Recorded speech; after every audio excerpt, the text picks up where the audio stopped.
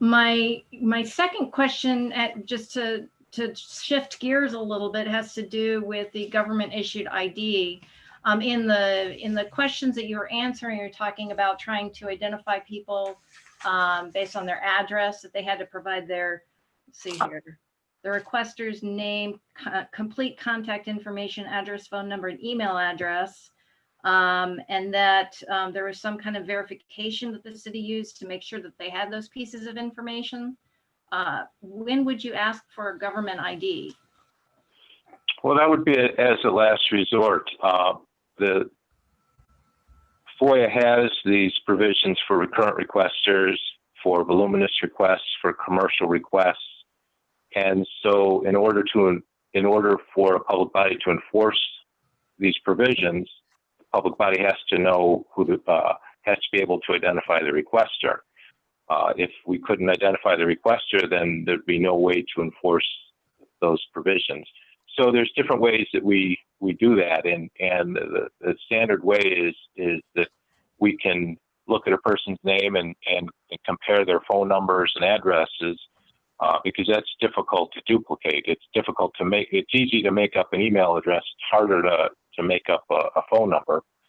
So if we can actually call the person and verify that it is, that's a real person, then that's one way we can verify. If we can't get any other verification, then the question comes down to how do we enforce these provisions.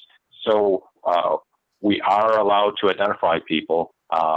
We are allowed to identify FOIA requesters for the purpose of enforcing FOIA's the provisions of FOIA that call for such things as fee payment. Where is that language? Sorry.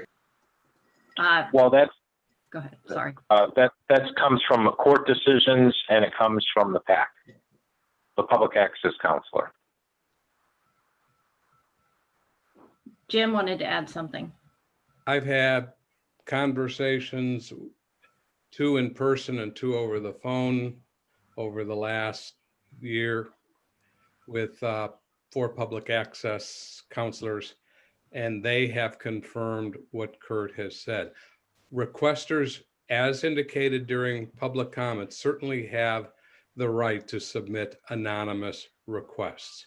However, the consequences of that are, if they fail to identify themselves, so we can enforce these various rules that are unique to certain types of requesters, commercial requesters, recurrent requesters, etc., we have the right to treat them, well, we have been treating them as recurrent requesters. Now, you've heard almost meeting after meeting where I have supposedly lied by saying there only have been 2 recurrent requesters.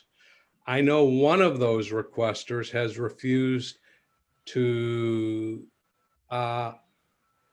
provide the information that Curt has asked for. And this goes back to when Charlie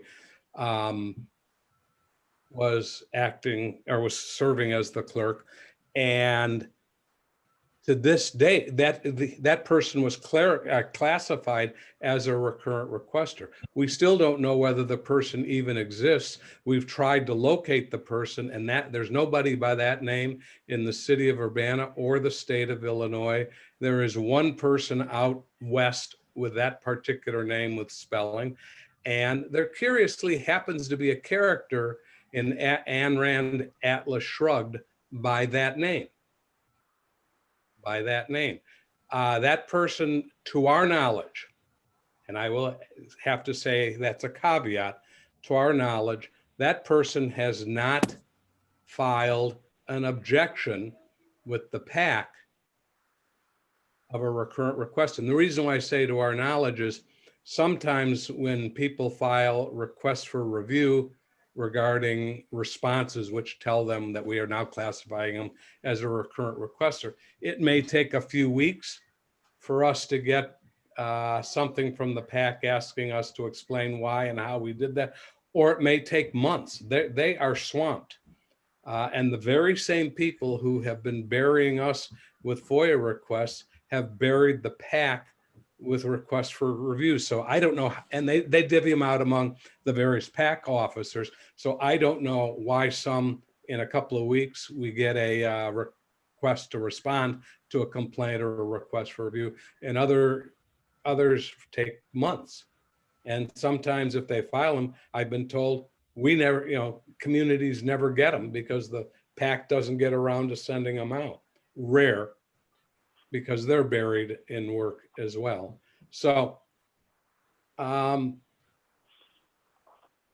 the way, on that one comment, the morning before I said that in the meeting, I checked with Charlie and he told me there were only 2 recurrent requesters at that time. That's what he told me. He may have been wrong. So, Diane? but the fact is, and there's a second recurrent requester that has come about that way, who refuses to identify himself. One other point on the identification.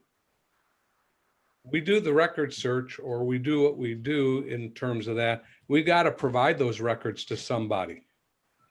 We have to know who to provide them to. We don't want to, after having gathered the records, charge or no charge, we don't want to have to do it again because we happen to turn the records over to somebody else.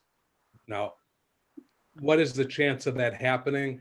Probably remote, but I think we have a legitimate interest in making sure the person who requested the records, they are put in that person's hand, however we transmit them.